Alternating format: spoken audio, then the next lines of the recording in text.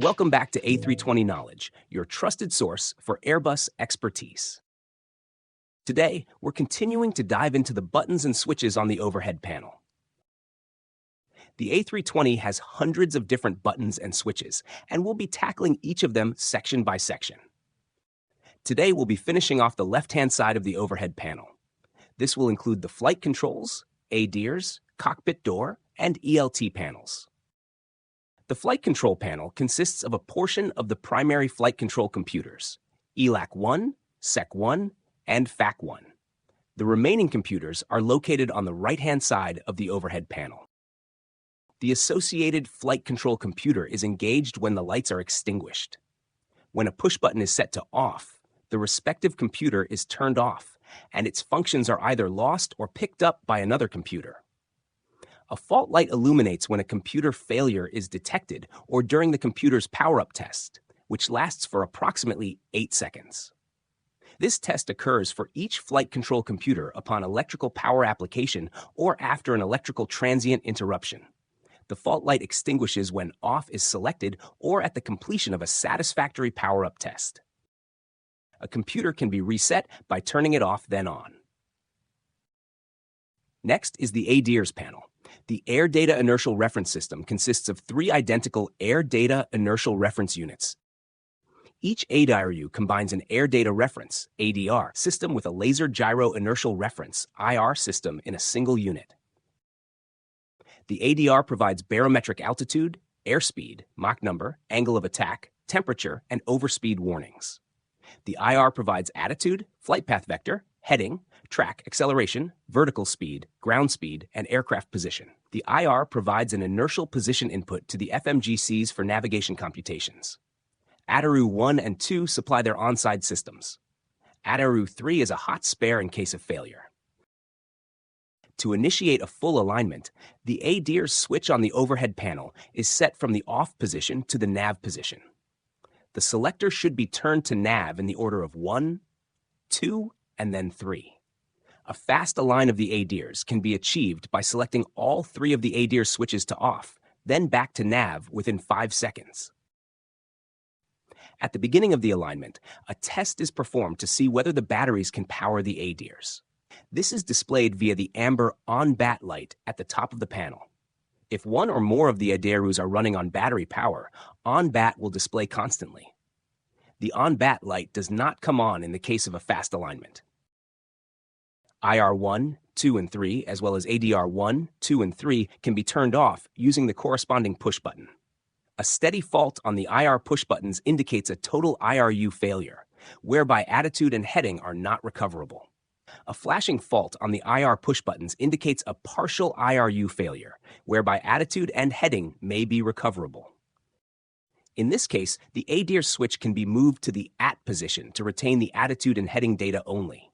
The heading data must be entered using the MCDU. This must be updated frequently, roughly every 10 minutes.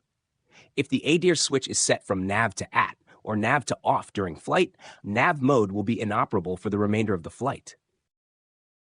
In the case of an ADR1 failure, predictive GPWS functions are lost. In the case of an ADR2 failure, both baroreference channels are driven by the same FCU channel.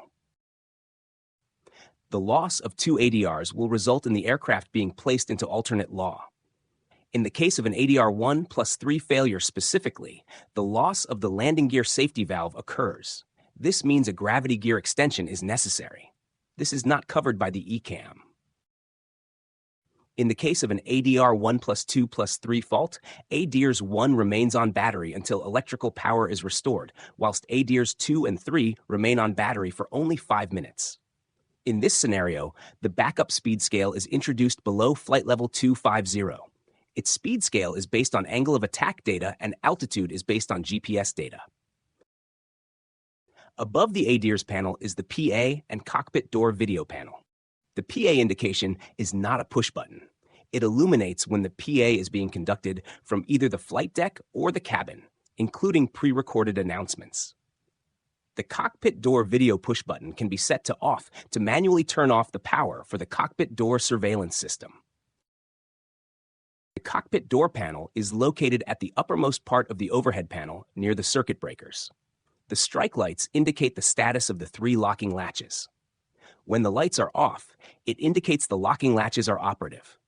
When the lights are on, it indicates the locking latches are faulty. Rapid pressure variation in the cockpit is detected by 2 redundant differential pressure sensors. This allows simultaneous opening of all latches when a certain pressure drop is detected. The pressure sensor lights indicate the status of the 2 pressure sensors. When the lights are off, it indicates the sensors are operating normally. When the lights are on, it indicates the sensors are faulty.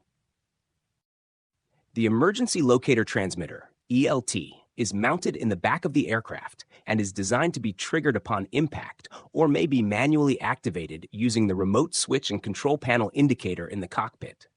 An audio alert starts and a distress signal is transmitted for search and rescue upon activation. The distress signal is only audible when the correct frequency is selected in the RMP and the corresponding reception knobs of the ACP are set accordingly. An additional handheld ELT is usually mounted in the cockpit as well. On the red guarded switch, selecting on will transmit an emergency signal on the ELT. When in armed mode, the ELT transmits an emergency signal in the case of impact on 3 frequencies. When the on light is illuminated amber, the ELT is transmitting or is in automatic test mode. If the ELT is transmitting when the aircraft is on ground, the external horn sounds. When the ELT is transmitting, the light flashes every 5 seconds. After a reset, the light flashes every second before stopping. If the test reset push button is held for 2 seconds, the ELT stops transmitting.